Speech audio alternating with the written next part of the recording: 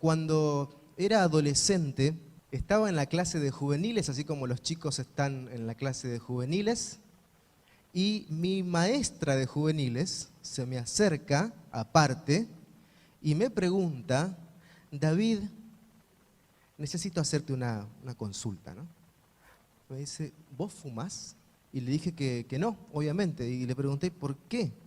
Había llegado a sus oídos de que alguien me había visto cuando entraba a la iglesia guardar algo extraño en el bolsillo. ¿Qué le pareció que era precisamente eso? Yo agradezco a Dios por esta experiencia porque me ayuda a ilustrar el tema de hoy. Esta hermana de iglesia hizo lo correcto al venir a hablar directamente conmigo y no ir a hablar con otros hermanos sobre este asunto. Titulé el tema que comparto con ustedes, lo titulé Radiografía de un chisme. En Marcos capítulo 12, entonces, versículos 28 al 33, se acercó uno de los escribas que los había oído discutir. Estamos hablando acerca de Jesús, ¿no?, que discutió con algunos líderes religiosos de la época. Dice: se acercó uno de los escribas que los había oído discutir y sabía que les había respondido bien, y le preguntó: ¿cuál es el primer mandamiento de todos? Jesús respondió: el primer mandamiento de todos es: oye Israel, el Señor nuestro Dios, el Señor uno es, y amarás al Señor tu Dios con todo tu corazón, con toda tu alma y con toda tu mente y toda tu fuerza. Y el segundo es semejante: amarás a tu prójimo como a ti mismo. No hay mandamiento mayor que estos. Yo sé que ustedes saben que Jesús estaba refiriendo a los 10 mandamientos, que se pueden resumir en estas dos frases, ¿no? Amar al Señor y amar al prójimo, ¿sí? Si yo amo a Dios, no voy a adorar otra cosa que no sea al Señor. Si yo amo a Dios, voy a respetar su nombre, ¿no? Si yo amo a Dios, bueno, voy a respetar el tiempo que Él está dedicando para mí semanalmente, ¿no? Él hace muchas cosas, pero una vez a la semana concentra su atención en nosotros. Muchas gracias. Quiero compartir otro versículo con ustedes. Dice, hablando del tema de amar al prójimo, Romanos 13:9, por ahí no se nota muy bien, dice: porque no adulterarás, no matarás, no hurtarás, no dirás falso testimonio, no codiciarás, y cualquier otro mandamiento en esta sentencia se resume: amarás a tu prójimo como a ti mismo. Así que cuando nosotros refrenamos nuestra lengua, cuando alguien nos viene a contar algo y no seguimos la cadena, lo que hacemos es demostrar nuestro amor ¿a quién? Al prójimo. Éxodo 20:16 nos dice también: no hablarás contra tu prójimo falso testimonio. Santiago 2:10 nos dice: porque cualquiera que hubiere guardado toda la ley y ofendiere en un punto, es hecho culpable de todos. Me parece muy interesante el reconocer que cuando nosotros participamos de algo así, lo que estamos haciendo simplemente es no demostrar amor al prójimo, y con eso estamos quebrantando uno de los mandamientos del Señor. En una cita allí que comparto con ustedes, hablando acerca de las causas, ¿sí?, que pueden originar los malos comentarios o los chismes, dice: una de las causas del origen del chisme puede ser la envidia, ¿sí? Hay algunos que albergan un espíritu de envidia y de, ¿cuál es otra causa? Odio contra sus hermanos. Y a eso lo llaman espíritu de Dios. Hay quienes van de un lado a otro llevando chismes, acusando y condenando, ennegreciendo el carácter y alentando la malicia en los corazones. Dice: llevan informes falsos a las puertas de sus vecinos, y estos, al escuchar la calumnia, pierden el espíritu de Dios. ¿Qué pasa? ¿Perdemos qué cosa? El espíritu de Dios. Tenemos que estar alerta, ¿sí?, con respecto a estas cosas. La cita sigue, pero la voy a desarrollar en un ratito.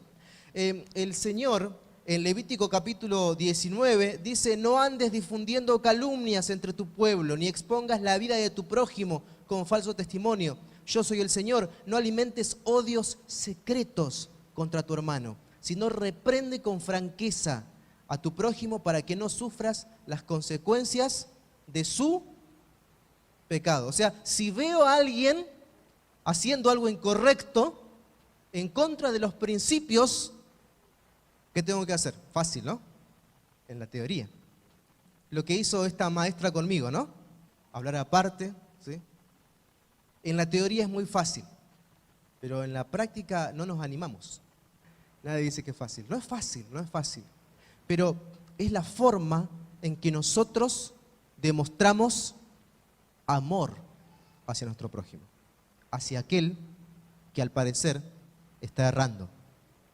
Cuando callamos, cuando no hablamos, cuando simplemente tratamos de esquivar este mandato del Señor de hablar con nuestro prójimo, de gambetearla, ¿no? Diciendo, bueno, es una persona grande, él sabe lo que hace, es su responsabilidad. Bueno, el pastor debería ir a hablar con él, mejor le cuento a él, ¿sí? Cuando hacemos todas esas cosas, lo que hacemos simplemente es gambetear, tratar de esquivar el consejo del Señor.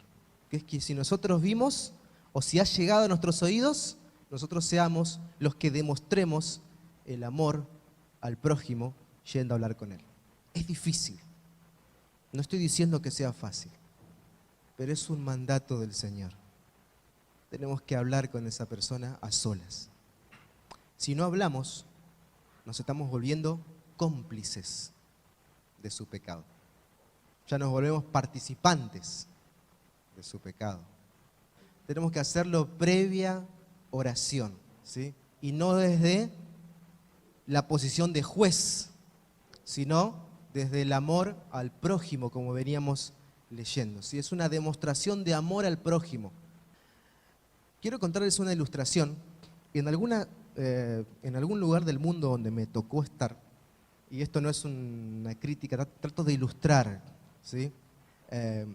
Hasta dónde puede llegar todo esto si no hacemos los pasos correctos que el Señor nos manda. Una hermana alejada de la iglesia volvía de su trabajo en un transporte público, y el transporte público pasaba por la puerta de la iglesia.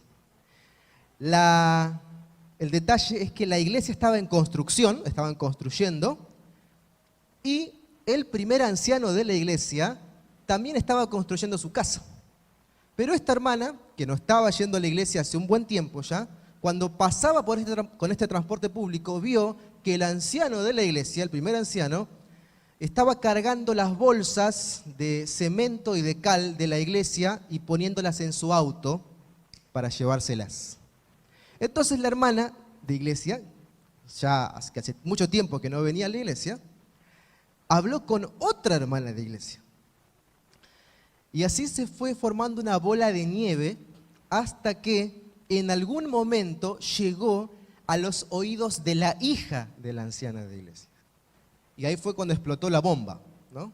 Por alguna razón, no sé por qué, muchas veces el pastor es el último en enterarse de estas cosas.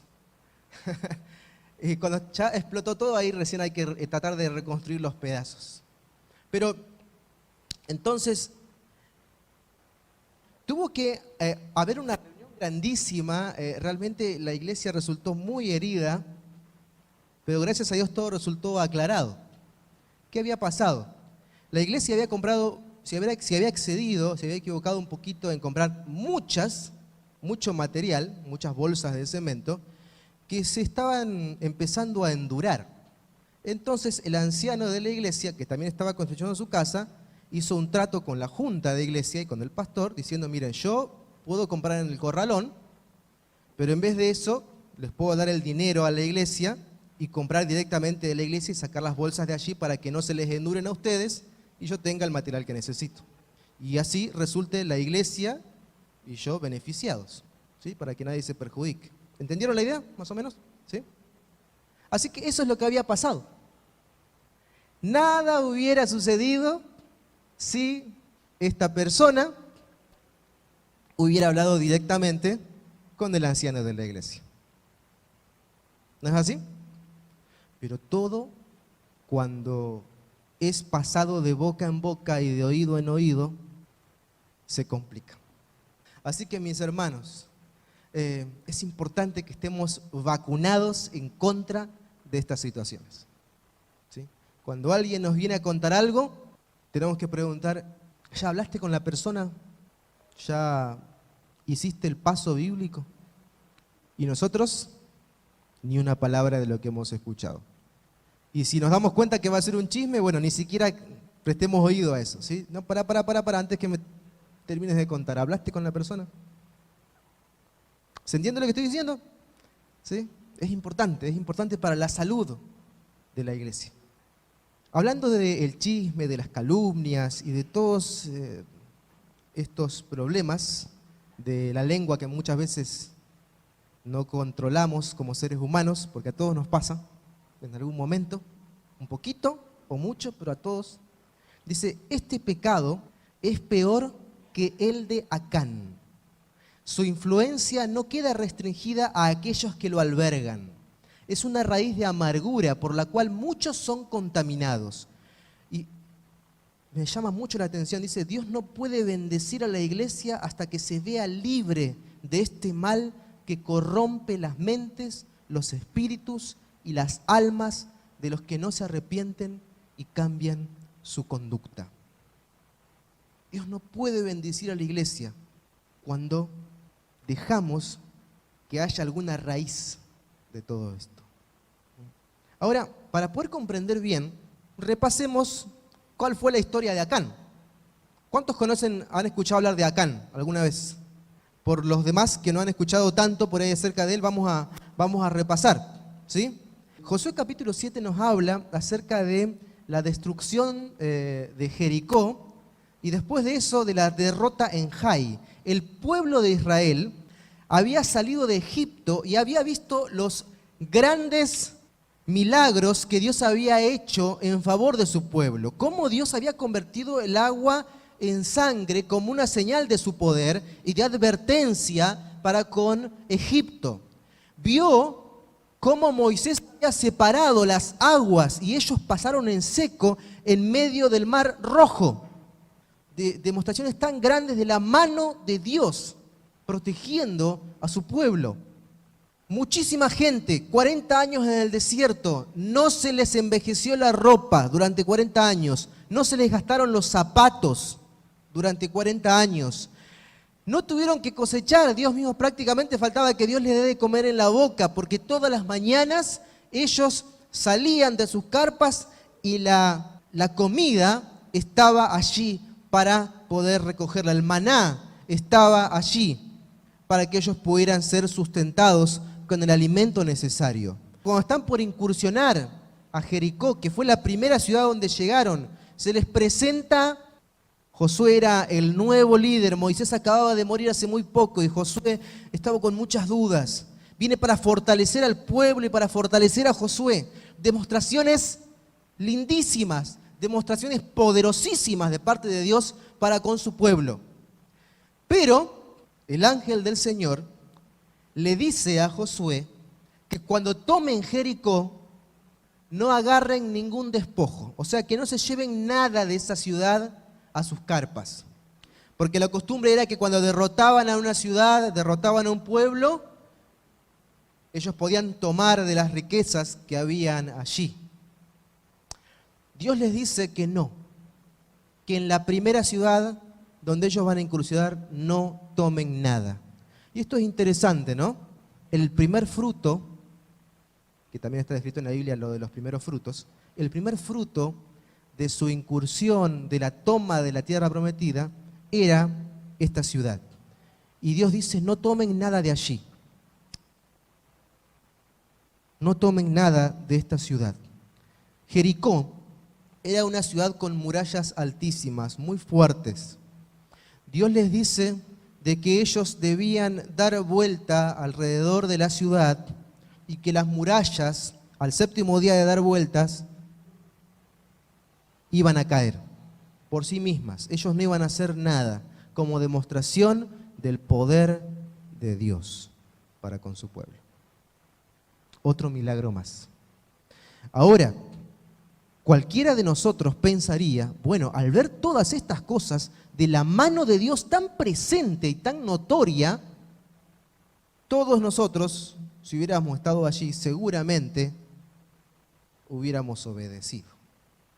Bueno, todos llegamos a pensar así, pero cuando llega el momento, resulta que hacemos cosas que aún a nosotros pueden llegar a sorprendernos. Acán tomó de esa ciudad, en contra del mandato de Dios, un manto babilónico, y era algo, era un instrumento, hermanos, netamente espiritista. Se usaba para ceremonias espiritistas, descritas en la Biblia. Este hombre toma el manto babilónico, toma un lingote de oro y plata y le esconde en su carpa, en la tierra, porque, bueno, la codicia lo venció en ese momento. Luego de eso, el pueblo de Israel trata de tomar a Jai, una ciudad más chiquita, y entonces va con muchos menos hombres, solo 3.000 hombres, porque la ciudad era chiquita, no iba a hacer falta más. Pero como Acán había tomado estas cosas, le había robado de allí algo que Dios había dicho que no tomen, entonces para cuando van a Jai, van sin la presencia de Dios con ellos. ¿Por qué? Porque el pecado se interponía entre el pueblo y el Señor. Y Dios ya no pudo protegerlos. Murieron 36 hombres aproximadamente. 36 familias. 36 familias quedaron rotas, de luto. Hijos sin padres, huérfanos. Mujeres viudas. 36 familias. Josué dice, ¿qué es lo que pasa, Señor? Empieza a orar, no sabe qué es lo que está sucediendo. Señor, ¿qué es lo que pasa? ¿Por qué nos has desamparado?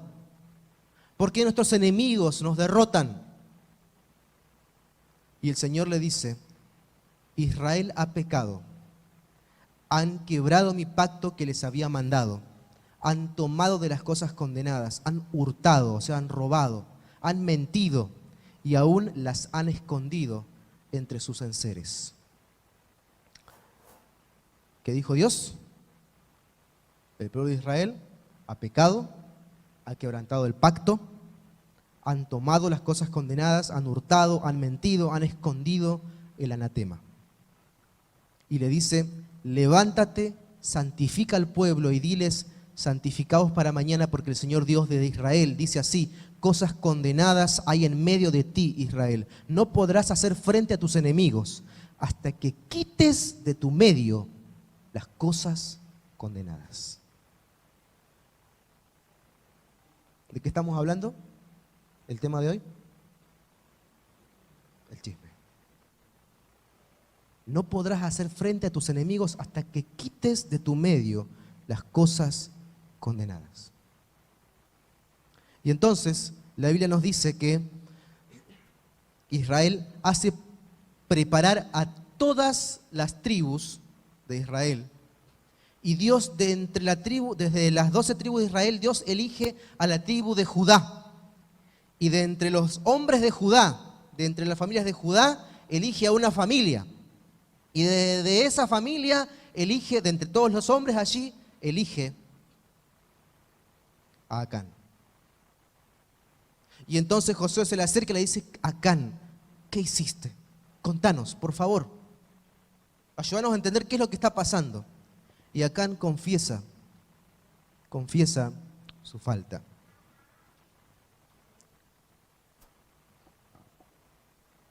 Buscan en su carpa, escarban y encuentran el manto, el lingote de oro y la plata.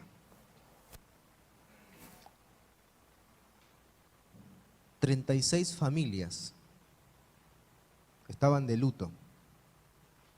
por ese error puntual de acá.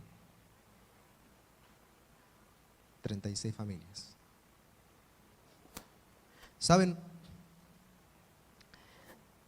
No sé si alguna vez les conté la ilustración del cuartito escondido. Vieron que cuando recibimos visitas,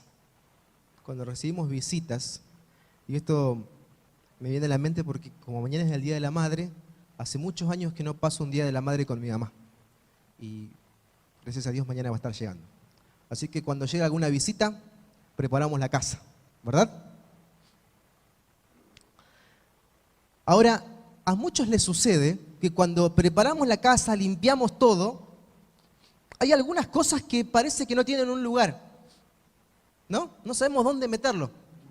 Y por menos mal que tenemos allí un lugarcito, un cuartito, donde vamos y ponemos todas esas cosas, ¿no? Para que nuestras visitas no la vean, ¿no? Después la sacamos cuando la necesitamos usar, pero no queremos que se vean esas cositas, ¿no? Sueltas por ahí. Así que la ponemos en un cuartito. En nuestra vida espiritual puede llegar a pasar que tengamos un cuartito. Un cuartito donde guardamos cosas, tal vez un pecado acariciado, tal vez el tema del chisme. Y cuando vienen visitas no queremos que nadie entre a ese cuartito. ¿Saben qué? Jesús dice, yo estoy a la puerta y llamo. Si alguien oye mi voz y abre la puerta, entraré a Él y cenaré con Él y Él conmigo. Y nosotros queremos recibir a Jesús en nuestra vida, en nuestra casa, pero no queremos que entre a ese cuartito muchas veces. Porque ese cuartito nos gusta. Porque ese cuartito tiene cosas que nosotros sabemos que están desubicadas, ¿sería la palabra? Que no tienen un lugar en la vida del cristiano, pero nos gusta que estén allí. Cuando Jesús entra en nuestra vida, Él no viene de visita. Él viene para quedarse, para formar parte del hogar. Y tarde o temprano tenemos que dejar que Dios, que Jesús, entre a ese cuartito y lo limpie. Y esto puede pasar con el chisme o con cualquier otra cosa. Esto le pasó a Acán. Él tenía un lugarcito escondido para él solamente. La cita dice, Dios, lo marqué allí en celeste, Dios no puede bendecir a la iglesia hasta que se vea libre de este mal que corrompe las mentes, los espíritus y las almas de los que no se arrepienten y cambian su conducta. Dios no puede bendecir a la iglesia cuando estas cosas empiezan a surgir. A veces es como la aftosa. ¿Saben lo que es la aftosa? ¿Sí? En las vacas. Nuestro país, al parecer, creo que estoy en lo correcto, es un país libre de aftosa, ¿verdad?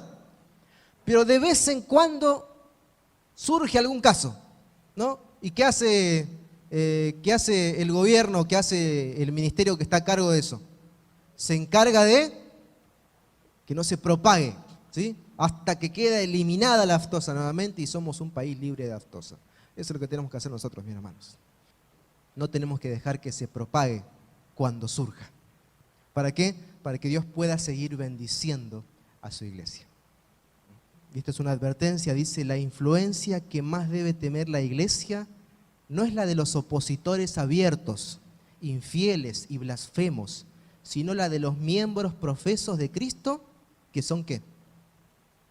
Inconsecuentes. Estos son los que impiden la llegada de las bendiciones del Dios de Israel y traen debilidad a la iglesia. Así, por una minoría, toda la iglesia resulta perjudicada. Así, o más grave, es para Dios el chisme y la calumnia. Es Dios el que da la victoria en cualquier batalla, ¿sí? Pero el éxito no puede alcanzarse mientras haya pecado en el campamento. Me gustaría el poder hablar acerca de esto, la solución, en el caso de que surja. Primero, mis hermanos, seamos pacientes, considerándonos también a nosotros mismos, porque cualquiera puede caer en eso. Cualquiera que tenga en algún momento la guardia baja, se le puede escapar algo, ¿no? A veces somos más pacientes con nosotros mismos en las mismas faltas que comete el otro, ¿sí?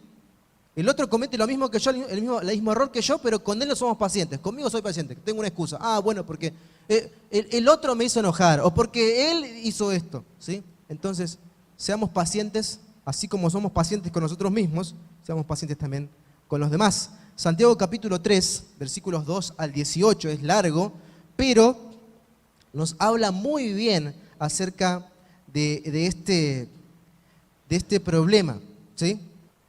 Dice lo siguiente: porque todos ofendemos en muchas cosas. ¿Quiénes? ¿Quiénes ofenden? ¿Cuántos? Todos, mis hermanos, todos. Somos seres humanos, nos equivocamos. Todos ofendemos en muchas cosas. Si alguno no ofende en palabras, es varón perfecto, capaz de refrenar todo su cuerpo.